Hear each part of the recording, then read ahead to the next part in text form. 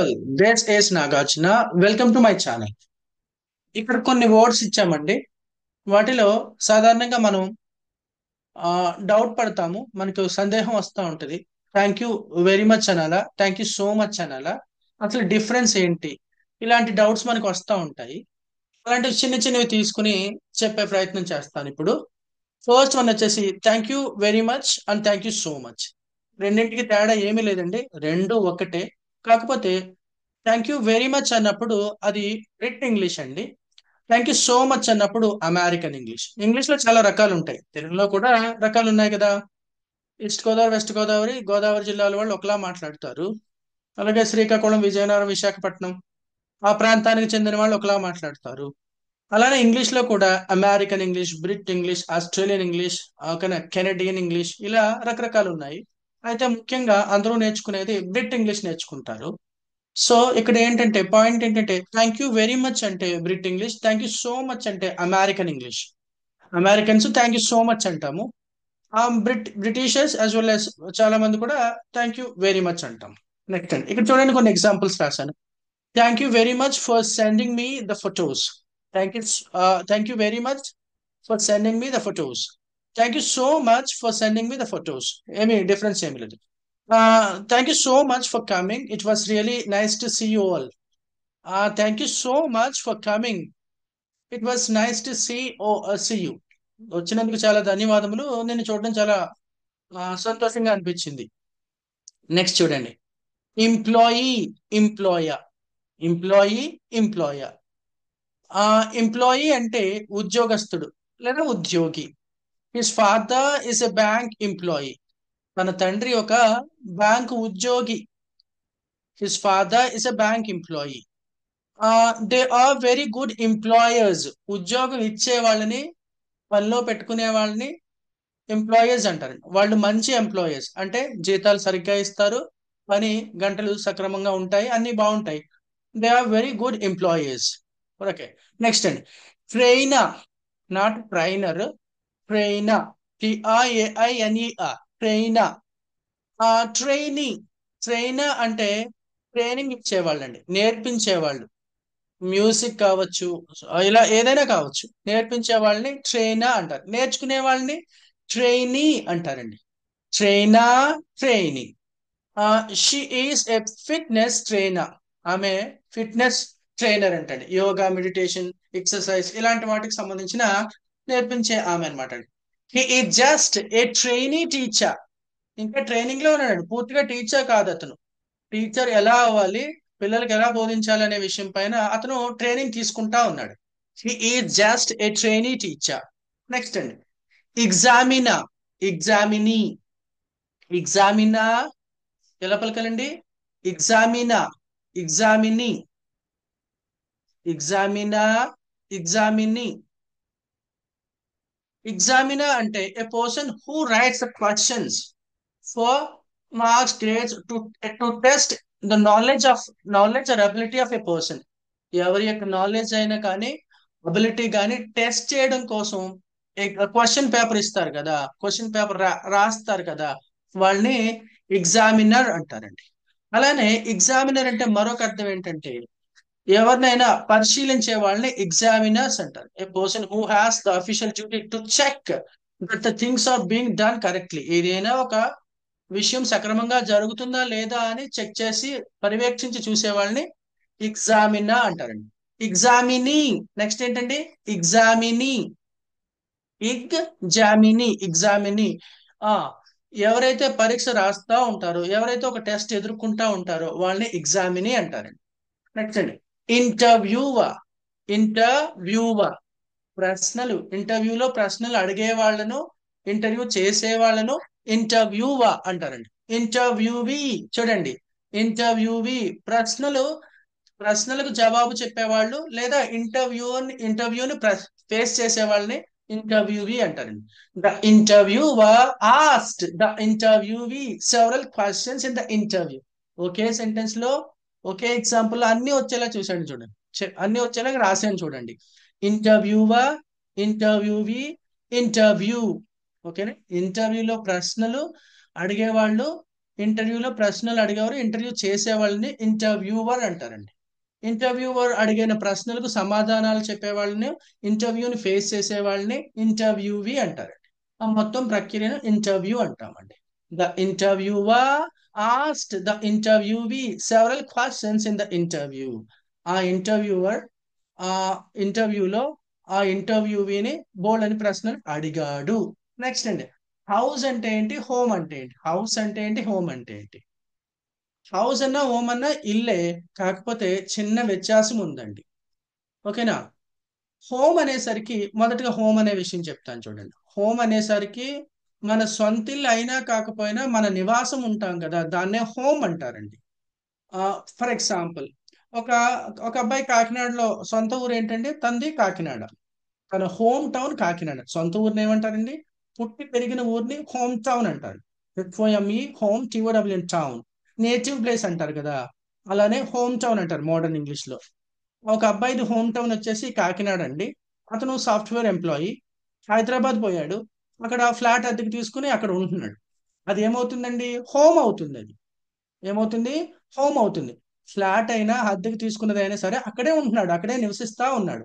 ఎక్కడైతే మనిషి నివసిస్తాడో, ఎక్కడైతే ఆ, ఉంటాడో అలాంటి దాన్ని హోమ్ అంటారండి.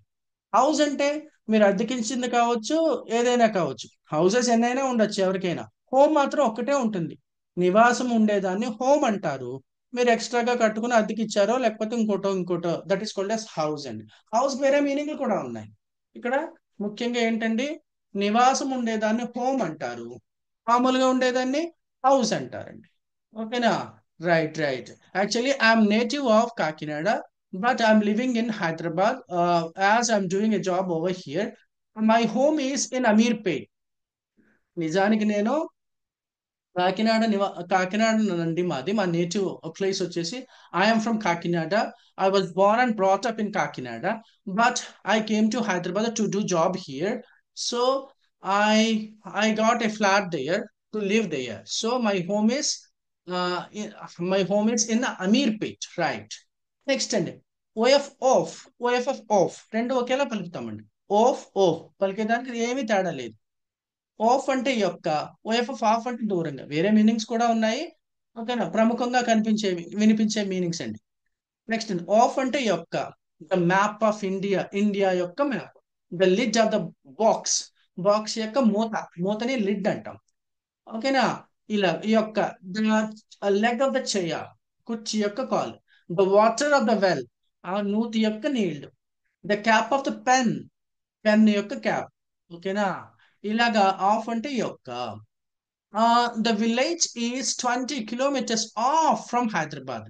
హైదరాబాద్ కి ఆ విలేజ్ 20 కిలోమీటర్ల దూరంగా ఉందంటండి. He threw the ball off. చూడండి, he threw the ball off. అతను ఆ బాల్ ని దూరంగా విసిరేశాడు. ఇలా ఓఎఫ్ ఆఫ్ అంటే సాధారణంగా దూరంగా. అయితే ఫ్రేజల్ వర్బ్స్ వచ్చినప్పుడు మళ్ళీ మీనింగ్ మారుతుందండి, అప్పుడు చూద్దాం. నెక్స్ట్ అండి, ఏడివిఐఎస్ఈ అడ్వైజ్ ఎలా చదవాలండి? ఏడివిఐఎస్ఈ అడ్వైజ్, ఏడివిఐసిఈ రెండింటికి కేవలం స్పెల్లింగ్ తేడా, అలానే ప్రొనౌన్సియేషన్ కూడా తేడా అండి. ఏడివిఐఎస్ఈని అడ్వైజ్ అంటాము, ఏడివిఐసిని అడ్వైస్. సా చెప్తామండి, సరిగమ పా సా పలుకుతాం సిఈ వస్తే. అడ్వైస్. అడ్వైజ్ అంటే సలహా ఇవ్వటం అండి. దీనికి 3 ఫార్మ్స్ ఉంటాయి: అడ్వైజ్, అడ్వైజ్డ్. దీనికి ఫార్మ్స్ ఉండవు, నౌన్ ఫార్మ్ అండి ఇది. సలహా అని అర్థం అండి. ఓకేనా? ఏడివిఐఎస్ఈని అడ్వైజ్ సలహా ఇవ్వడం, ఏడివిఎస్ఈని అడ్వైస్ సలహా అని అర్థం.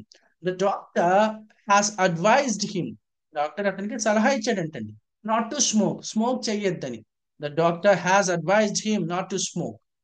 My lawyer advised me not to take any action. మా లాయర్ నాకు అడ్వైజ్ చేశారు, సలహా ఇచ్చారు, ఏమని? ఎలాంటి యాక్షన్ తీసుకోవద్దు అని. నెక్స్ట్ అండి, ఫాలో యువర్ డాక్టర్స్ అడ్వైస్. మీరు మీ డాక్టర్ యొక్క సలహాని పాటించండి. Let me give you a piece of advice. మీకు నేను సలహా ఇస్తాను అని చెప్తానండి. సలహా అంటే అడ్వైస్, అడ్వైజ్ అంటే సలహా ఇవ్వటం. నెక్స్ట్ అండి, నెక్స్ట్ చూద్దాం. Leave, quit. లీవ్ అన్నా విడిచిపెట్టడమే, క్విట్ అన్నా విడిచిపెట్టడమే. లీవ్ అనేసరికి విడిచిపెట్టి మళ్ళీ టేకప్ చేసే అవకాశం ఉంటుందండి. క్విట్ అనేసరికి మళ్ళీ టేకప్ చేసేది ఉండదు, శాశ్వతంగా విడిచిపెట్టేస్తాం. అందుచేతనే క్విట్ ఇండియా అంటాం. క్విట్ ఇండియా అంటే ఇండియాని విడిచి వెళ్ళిపోండి, బ్రిటిషర్స్ కి చెప్పాం. లీవ్ అంటే ఏంటో చూడండి. I I leave my mobile in the room to avoid disturbance in the class room. నేను క్లాస్ కి పోయేటప్పుడు నా మొబైల్ ఫోన్ ని రూమ్ లో వదిలేస్తా, మళ్ళీ వెళ్ళి మళ్ళీ చూసుకుంటా. That is called yes leave. ఓకేనా. లీవ్ అంటే ఏదైనా ఒక విషయాన్ని వదిలిపెట్టడాన్ని. మళ్ళీ అవకాశం ఉంది టేకప్ చేసే అవకాశం. క్విట్ అనేసరికి ఇంకా విడిచిపెట్టేస్తాం శాశ్వతంగా. రైట్. నెక్స్ట్ చూడండి. సిహెచ్ఈఏపి చీప్, చౌకైన, నాసిరకం.